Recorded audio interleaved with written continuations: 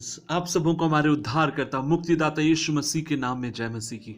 और आज मैं बहुत अधिक आनंदित हूं क्योंकि प्रतिदिन परमेश्वर के वचन को आप तक लेकर आना ये मेरे लिए सौभाग्य की बात है।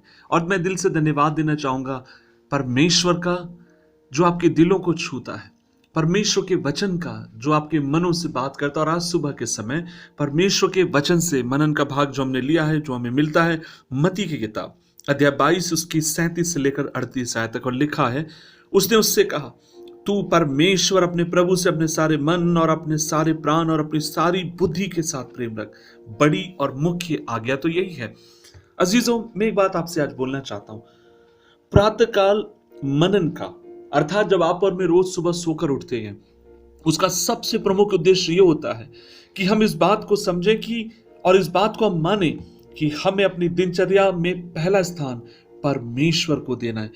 आज के दिन को प्रारंभ करने से पहले, आपकी जिम्मेदारियों को निर्वाह करने से पहले आपको क्या क्या काम करना है, उस कामों के ऊपर मन लगाने से पहले आपको परमेश्वर से मिलने की आवश्यकता है। आपको परमेश्वर के निकट आने की आवश्यकता है। आपको पूरे दिन को परमेश्वर के हाथों में सौंपने की आवश्यकता है। आपको अपने बच्चों को, परिवार को, व्यवसाय को, एक एक बात को प्रभु के जोरावर हाथ में देने की आवश्यकता है। और जब आप इस प्रकार देते हैं, जब इस प्रकार करते हैं, आपके जीवन में निश्चय आप सफलता को प्राप्त करने पाएंगे। लेकिन अजीजों, अक्सर क्या होता है, हम अपने जीवनों में दुखी होते हैं, हम बहुत जल्दी निराश हो जाते हैं, जीवन के उतार चढ़ाव में आप और मैं जूझते रहते हैं, संघर्ष करते हैं। जिनसे हम प्रेम करते हैं उनसे हमें चोट पहुंचती है, जिन पर हम विश्वास करते हैं उनके से ही हमें विश्वासघात मिलता है और तब जीवन में निराशा आ जाती है।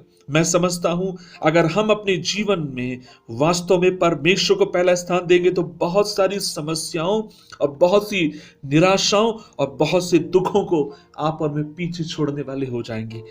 अजीजों, हो सकता है कि आज आप निराश हो, आज आप दुखी हो, और इसका कारण यह हो सकता है कि हमने अपने जीवन में परमेश्वर को पहला स्थान नहीं दिया और इसलिए हमने परमेश्वर को पहचाना भी नहीं है। हमने प्रभु यीशु मसीह के बलिदान की कीमत को बहुत ही सस्ता समझ लिया। हम पढ़ते तो हैं परंतु उसकी अनुभूति हमें नहीं होती। हम उसके क्रूस के बारे में पढ़ते हैं, हम उसके क्रूस की मौत के बारे में पढ़ते हैं, लेकिन अजीजों, उसके घावों के दर्द के मूल्य को कई बार आप और मैं समझने में असमर्थ हो जाते हैं। इसलिए हमें चाहिए प्रभु यीशु मसीह के बलिदान को आप और मैं समझे।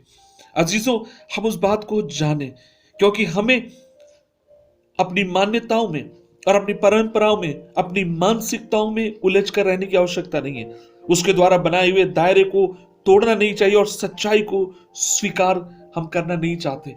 अजीजों, मैं आज आपसे कहना चाहता हूं, परमेश्वर कहता है कि मैंने तुझे तेरे माता के गर्भ से रच लिया।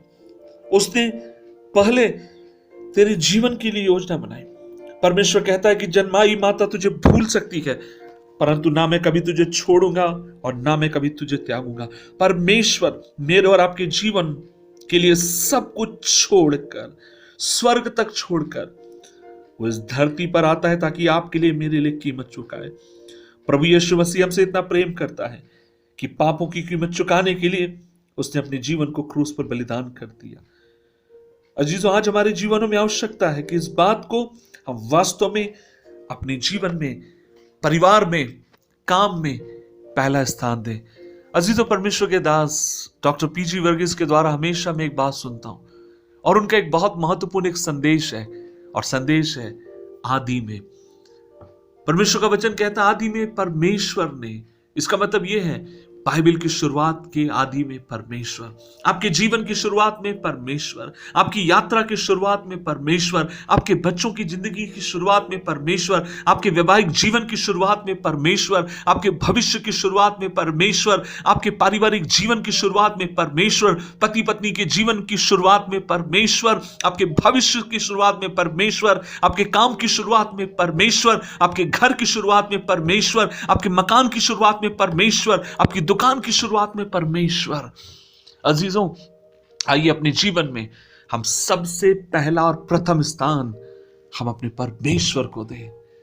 जब हम उसे अपने जीवन में प्रथम स्थान देंगे, अजीजों, हमारा परमेश्वर हमें उन जगहों पर लेकर जाएगा जिसकी ना कभी हमने सोची और ना ही हमने कभी कल्पना करी है। आइए मिलकर हम प्रभु से प्रार्थना करें। सर्वशक्तिमान परमेश्वर, आज हम दुआ करते गए, परमेश्वर आप हमसे बात करें, हमारे मनों को नया करें, हमें ताजगी दें, हमें हिम्मत दे तेरे लिए जीने के लिए। परमेश्वर हमें मदद कर, उलझाने वाली बात और बातों से हमें दूर रख, हमें कृपा दे कि हम यीशु के नाई होते हुए चले जाएं। सहायता कर, यीशु मसीह के नाम से मांगते हैं, आमीन आमीन। आइए इस नए दिन की शुरुआत हम प्रभु को पहला स्थान देते हुए, प्रभु को अपने जीवन में मान्यता देते हुए, परमेश्वर को अपने जीवन का शिरोमणि मानते हुए हम अपनी दिन की शुरुआत करें, और प्रभु निश्चय आपको आशीष में ले चलेंगे। प्रभु आप सबको आशीष दे। जय मसीह।